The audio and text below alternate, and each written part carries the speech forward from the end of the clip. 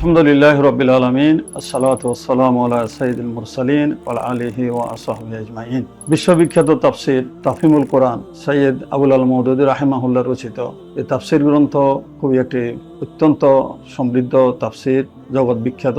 40টিরও বেশি ভাষা অনুদিত হয়েছে। সেই তাফসীরের বাংলা অনুবাদ আরো আগে হয়েছে, কিন্তু ভাষাগত দিক থেকে সর্বসাধারণ বোঝার মতো খুব ছিল না বলে মনে হয়, খুব কঠিন ছিল ভাষা। এই তাফসীরটির অত্যন্ত প্রাঞ্জল ভাষায় সর্বস্তরের লোকে পড়ার মতো করে অনুবাদ করেছেন আমাদের সর্বজন শ্রদ্ধেয়, বিশেষ করে আমার অত্যন্ত শ্রদ্ধাভাজন, আমার আধ্যাত্মিক গুরু বলতে পারি আমি, অধ্যাপক গোলাম আজম রাহিমাহুল্লাহ।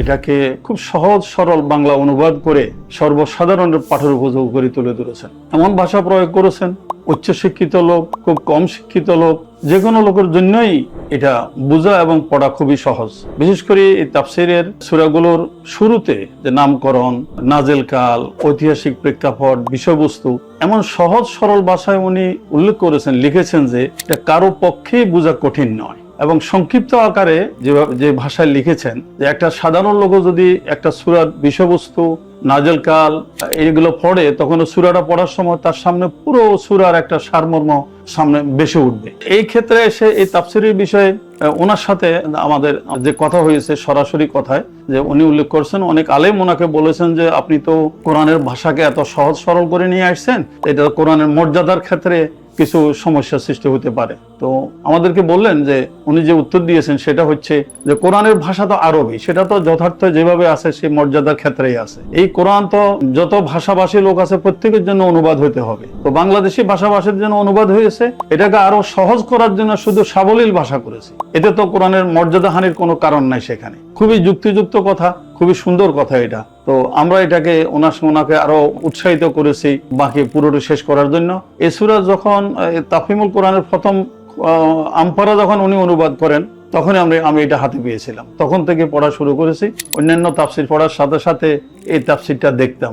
এখনো অন্যান্য তাফসীর পড়তে গিয়ে কোরআন বোঝার জন্য ওনার ওই অনুবাদগুলো দেখতে হয় সংক্ষিপ্ত সারের জন্য, কারণ আমাদের আরবি ভাষায় অভিজ্ঞ বা বড় আলেম না যে আমরা পড়লে বুঝে যাব। আমার কাছে খুব ভালো লেগেছে এটা এই জন্য যে সকল ভাষা শ্রেণীর লোকের জন্য উনি এটাকে বলছে। এক কথা আমরা বলতে পারি একটা সার্বজনীন সরল অনুবাদ এটা। কোরআন তো সমস্ত মানুষের জন্য, এটা হুদাল্লিন নাস। যে কোনো লোক এখান থেকে তার পথের দিশা, তার গাইড নিতে পারে, এটা বোঝার চেষ্টা করতে পারে।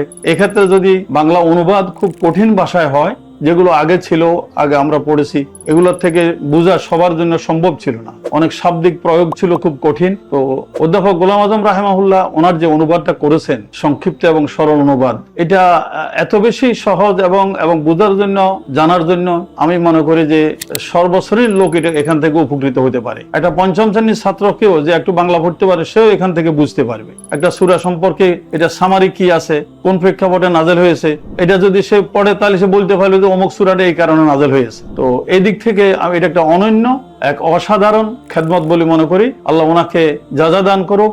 এবং উনি এটাকে যে সার্বজনীন ভাবে এটাকে তুলে ধরেছেন, এই ব্যাপারে অনেক কথা হয়েছে আমাদের সাথে, অনেক কথা আলোচনা হতো মক্কা শরীফে। তো বিষয় নিয়ে আমরা খুবই আনন্দিত এবং আল্লাহ ওনাকে যাজা দান করুক। ওমা তৌফিক ইল্লা বিল্লাহ।